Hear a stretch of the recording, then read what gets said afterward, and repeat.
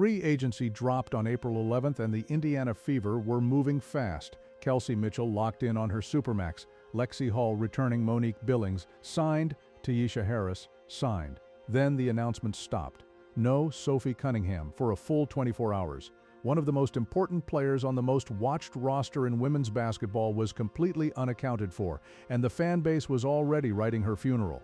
Here's what you need to understand before anything else. The Fever already had Sophie Cunningham's deal done before free agency even opened. While fans were refreshing timelines and catastrophizing on every corner of social media, Amber Cox and Indiana's front office were running a completely different operation. A deliberate dual negotiation strategy designed to land not one but potentially two frontcourt pieces before anyone outside that building knew what was actually happening. The delay was not disorganization, it was precision. And today we are connecting every single dot. If this kind of deep investigation is what keeps bringing you back, hit that like button right now. It's the fastest way to tell the algorithm this story matters. And it's the best way to keep us digging into the moves the rest of the sports world is still sleeping on. Let's rewind to what the fan base actually experienced on April 11th, because the emotional arc of that day reveals something important about how Indiana's front office operates. D1 free agency opened, and the first few signings rolled in almost immediately. Mitchell confirmed on her Supermax extension. Hall announced as returning. Billings on a multi-year deal. Harris signed. The Fever were active and visible, and then the feed went silent on Sophie Cunningham. Cunningham had spent the back half of 2025 becoming arguably the most irreplaceable role player on a playoff-caliber Indiana team. She wasn't a starter in name, but she was a starter in function. The player whose presence or absence physically changed what opponents were allowed to do against Caitlin Clark. Her absence from the announcement board hit differently than any other missing name would have. And then her Instagram post landed and turned a nervous fan base into a full-scale panic. Sophie had put up a message about betting on herself and trusting the hard work you put in. On any normal day from any normal player, that's a motivational post. It means nothing, but fans who were already primed for bad news read it as a departure signal. Within hours, social media had constructed a complete narrative. She wanted a multi-year contract. Indiana said no. She was testing the market, and the most physically protective player Clark had ever played alongside was walking out the door. Every single piece of that story was wrong. Here's what was actually happening inside the building. Indiana's front office had already locked up Cunningham's return before free agency officially opened. Her deal was agreed, terms set, announcement prepared. What Amber Cox was doing during that 24-hour window of public silence was running a simultaneous second negotiation, tracking two specific frontcourt targets, Alana Smith and Azura Stevens, to determine whether the cap math could support bringing Cunningham back and adding meaningful frontcourt depth at the same time. Both players were genuine targets, not wishful thinking. Indiana wanted to know if it was possible before they committed publicly to anything. The market gave them a fast answer. Alana Smith signed with the Dallas Wings on a 3-year deal worth approximately $1 million per year. Multiple analysts noted almost immediately that this was a significant overpay given the current WNBA salary landscape, but Dallas wanted her badly enough to pay it. Azura Stevens went to the Chicago Sky on a similarly competitive deal. Both players commanded max money, and Indiana was not going to chase either of them into territory where the financial equation stopped making sense for a front office managing cap space with a specific 2027 target in mind. Once both doors closed, the Cunningham announcement dropped almost immediately. April 12th, fast, clean, and already completely prepared. The entire sequence confirms something fundamental about how Amber Cox runs this front office. She doesn't react to the market. She reads it, prices her moves ahead of time, waits for reality to confirm whether she was right, and then executes quickly once the picture clears. That is franchise-level discipline. It is not always visible to fans watching from the outside, but it was on full display across those 24 hours. Now let's establish what Indiana actually secured by bringing Cunningham back, because the official front office statement after the signing described her as one of the best three-point shooters in the league with infectious energy. And while that's accurate, it dramatically undersells the specific thing Caitlin Clark needs from her most. Clark runs one of the fastest offenses in professional basketball, women's or men's. She creates defensive attention on every single possession. She pulls bodies toward her, draws contact constantly, and operates in traffic that most guards in this league actively avoid. That combination is what makes her elite, and it is also what makes her a target. When opposing teams decide the most effective way to slow Clark down is to get physical with her, Indiana needs a player who responds not once, not occasionally, but every single time. Reliably, visibly, with consequences. The most defining example of what that actually looks like came in June 2025 against the Connecticut Sun. J.C. Sheldon got physical with Clark during the game, made direct contact with her face. Marina Mabrey followed by shoving Clark. Tempers escalated on both sides, and then Cunningham stepped in. She grabbed Sheldon during a layup attempt and took her to the ground. The officials immediately assessed a flagrant. Cunningham was ejected. She knew what was coming. She had a split second to make a calculation, and she made it anyway because the message needed to be sent in the clearest possible terms. There is a specific price for going at Caitlin Clark, and Sophie Cunningham is the player who collects it. That is not something you coach into someone. It is not a skill you develop in film sessions. It is a wiring, a specific kind of competitor who absorbs personal cost in service of a teammate. And Indiana does not have another player on this roster who operates that way. What makes Cunningham genuinely irreplaceable, though, is that her enforcer value and her offensive value exist simultaneously. From July 11th through August 15th of the 2025 season, she shot 53% from three-point range, the highest mark in the entire WNBA over that stretch among players, with at least 30 attempts. For the full season, she shot 43% from deep. Those are not decorative numbers. They are a live, ongoing defensive crisis for every opposing coach who has to scheme against Indiana. The math is merciless. If a defender sags off Cunningham to help contain Clark's drives, Cunningham gets an open three that she converts at an elite clip. If that same defender stays attached to Cunningham, Clark has a clear lane and the freedom to operate at full pace. There is no clean defensive resolution, and Indiana's front office built around exactly that. The shooting and the physicality force opponents into a permanent no-win scenario on every possession. Lexi Hull's return adds a second layer to this picture that most analysts have undervalued. Hull brings legitimate perimeter defense and floor spacing alongside Clark, which means Indiana now runs two players who can both shoot and won't back down when the game gets physical. Opposing defensive coordinators cannot cheat off either of them and cannot bully either of them into pulling back. Every scheme has to account for three genuine threats simultaneously, and that is before Aliyah Boston even touches the ball in the post. The contract structure surrounding Cunningham's return is worth examining directly because it raises a legitimate question about her buy-in. She publicly stated heading into free agency that she wanted long-term security in her next contract. She signed a one-year deal at 28 years old, coming off the best shooting stretch of her career, with her market value clearly on the rise. A one-year contract does not deliver the security she said she was prioritizing. That is worth acknowledging honestly, rather than glossing over, but she signed it.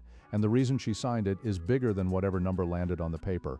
Indiana is one of the highest profile markets in the history of women's basketball right now, and that status exists almost entirely because of Caitlin Clark.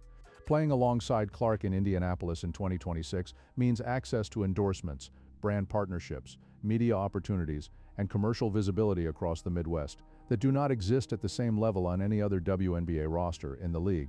Cunningham's long-term financial picture is not built solely by her contract salary. It is built by her public profile, and her public profile grows fastest in Indiana. She understood that math going in, and it is part of what the one-year structure makes sense for, even if it is not the whole story. The whole reason Sophie Cunningham's one-year deal makes sense in a larger context is that Indiana is running a very specific financial architecture right now, and once you see the blueprint, every decision the Fever made this offseason clicks into place. Before we get into the cap strategy and what it means for this roster's ceiling, drop a comment right now. Do you think Indiana is done adding pieces, or is there still a move coming that changes the front court picture entirely? The comment section on this one is going to be worth reading, so get in there. Analyst Alexa Philippou flagged the pattern almost immediately after the signings dropped. It is not surprising to see Indiana dealing out one-year contracts because Caitlin Clark is eligible for a substantial salary increase under the new CBA, and so is Aliyah Boston. That is not a coincidence. It is the organizing principle behind almost every roster decision the Fever made this offseason. The new collective bargaining agreement introduced what is being called the Epic Max designation, a contract structure that allows teams to pay their most transformative players at a significantly higher rate than the standard max. Both Clark and Boston are candidates for that designation. When those deals land, they are going to reshape Indiana's entire cap picture dramatically. The front office knows this, and they are building the roster so that when that moment arrives, they have enough financial flexibility to actually execute without being buried under legacy commitments. Kelsey Mitchell's Supermax extension operates the same way. Her deal, which is also a one-year structure at its current level, keeps her locked in at a rate that doesn't tie Indiana's hands going into 2027 when the cap reconfiguration happens. For every player outside that young core, Clark, Boston, Mitchell, shorter terms are the deliberate strategic choice, not a sign that the front office is unsure about those players' value to the franchise. The one exception is Lexi Hull's multi-year extension, and it actually explains the rule rather than contradicting it. Hull is young enough and on a salary structure that will not create a cap problem when Clark and Boston hit epic max territory. Her deal won't box the front office in. She confirmed the contract in a TikTok video with Clark, which felt completely on brand for both of them. Because Hull's number sits well below the cap-breaking thresholds the front office is managing around, she gets the security that other veterans on this roster do not, at least not yet. The contrast with what Kelsey Plum did in Los Angeles is instructive here. Plum signed a one-year, $1 million deal to return to the Sparks, reportedly taking a discount below the $1.4 million she could have commanded, specifically to give LA the financial flexibility to build a title contender around her. Segments of the Indiana fanbase have been critical of Mitchell for taking every dollar available on her Supermax rather than giving the Fever that kind of cap relief. And while that frustration is understandable emotionally, it misreads the situation. Mitchell earned every dollar she's getting. The front office's job is to build the right structure around the commitments, not to hope players voluntarily subsidize team construction. The place where the financial discipline creates a real tension is in the front court. Damaris Dantas returning on a veteran's minimum is not a front court solution. Dantas at minimum money is organizational depth, some experience off the bench, a warm body at the 5 when Boston needs rest. But she is not walking into games and changing Indiana's physical profile against the league's bigger and more aggressive lineups. The front office knows this. The question is what they do about it. The working cap space Indiana has left, after the current commitments land, falls somewhere in the $1 million to $1.5 million range for 2 roster spots. That is not unlimited flexibility, but it is enough to make a genuine move if the right player is available at the right number. 3 names have circulated as legitimate fits. Rebecca Allen, who stretches the floor with range and would address Indiana's shooting from the 4 position. Tammy Bentley, who brings size and mobility in a package that wouldn't require plays to be run for her. And Brianna Turner, a defensive-minded forward who can contribute in a limited role without needing a featured offensive moment. Any of those signings would add something real without breaking the budget. But the name circulating hardest in Indiana Fever circles right now is not on that list, and the signal she sent is hard to misread. Myisha Hines-Allen. She played with the Minnesota Lynx and then the Dallas Wings, and in the days following the Sophie Cunningham announcement, she posted a social media image where she had scratched out the Dallas Wings logo, and the color palette she used to replace it was Indiana Fever red and gold. She didn't say anything directly, she didn't need to in the WNBA's extremely online ecosystem. That kind of post is not an accident. Players know exactly what they are communicating when they do something like that, and the Fever fanbase received the message loud and clear. If you want to help us keep going this deep on every significant move in women's basketball, hit that join button below and become a channel member. Your support is what makes it possible to keep bringing you the analysis that goes past the surface every single time. Hines-Allen deserves more than a passing mention here because she plays a genuinely different game than anyone else on Indiana's front court target list. She is physical in a way that is difficult to scheme around because it starts before the ball even arrives. She fights for position on every catch. She finishes through contact rather than around it, which sounds like a subtle distinction until you watch her against bigger defenders and realize she is consistently winning those battles. She pulls down rebounds in traffic that other forwards simply watch bounce away. Crucially, she does not need plays designed for her to be useful, and that matters specifically next to Aliyah Boston, who operates best when she has space and structured touches to work with. Hines-Allen fits alongside Boston without competing for the same resources. She can shoot threes, though not at a percentage that makes her a true floor spacer, so she is not going to stretch defenses the way some of Indiana's other targets would. What she does instead is make the game physically harder for every defender and everybody standing near the basket on the other side. Share this video right now if you know someone who has been sleeping on how deliberately Indiana is building this roster, because the picture that is emerging is unlike anything this franchise has put together before. Here's what the dual enforcer vision actually looks like if Hines-Allen signs with Indiana. Sophie Cunningham operates in the backcourt as Caitlin Clark's visible and credible deterrent, the player every opposing guard knows will respond immediately and at personal cost if Clark gets targeted. Hines-Allen operates in the front court doing the same thing for Aliyah Boston and the paint. You now have organized physical protection at 2 positions simultaneously, and you have it on a roster that already has elite shooting depth at the guard position. Clark was the most targeted player in the WNBA across both of her first 2 professional seasons. That is not speculation. That is a documented pattern in how opponents approached Indiana, and it is the specific tactical problem that drove the front office to prioritize enforcer-type players in their roster construction. Adding a second enforcer at the front court position does not just change Indiana's identity. It changes the entire calculation opposing coaches have to run when they are deciding how physical to play in games against the Fever. The competitive context here is critical. Because Indiana's opponents are not standing still. The New York Liberty are stacking talent again heading into 2026. The Dallas Wings just added Alana Smith, the 2025 Co-Defensive Player of the Year, which means the same Wings who just signed Smith are now building something big and physical that Indiana will have to beat in a playoff series to win a championship. Both the Liberty and Dallas are larger and more physical up front than Indiana was last season. That is not a gap you can outsmart every single night. With guard play and spacing alone, at some point, you have to be able to match physicality with physicality. What Indiana has already built at the guard position before any front court addition is genuinely remarkable. Clark, Mitchell, Cunningham, Hull, and Tyisha Harris gives Indiana 5 backcourt players they can go to without the lineup, dropping off in shooting, physicality, or defensive capability. Most teams in this league cannot say that about their guard rotation at this depth. Indiana can. The foundation is real, and it is built around the most marketable player in the sport. Cunningham's own words after the signing said everything that needed to be said about where her head is at. She told reporters she had a feeling this is going to be another special season, and she followed it by saying, simply, let's get spicy. That is not how a player talks when she feels shortchanged. That is not language that comes from someone mentally halfway out the door.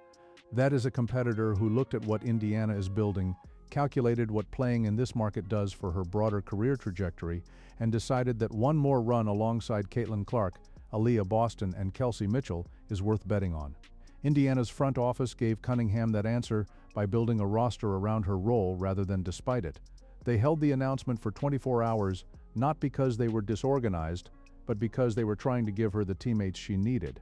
They came within a negotiation of landing a front court partner for her, watched the market set a price they wouldn't chase, and pivoted immediately to the next viable option. And right now, the next viable option may be scratching out her old logo in Indiana's colors and waiting for the phone to ring. The 2026 Fever are not finished. The front court question is still open, and the answer to that question is what separates a deep playoff run from a championship conversation. If you want to be here when that answer drops, subscribe right now and hit the notification bell. We will cover every move the moment it happens. The next domino is already in motion, and the video covering it goes up the moment the league makes it official. We will see you there.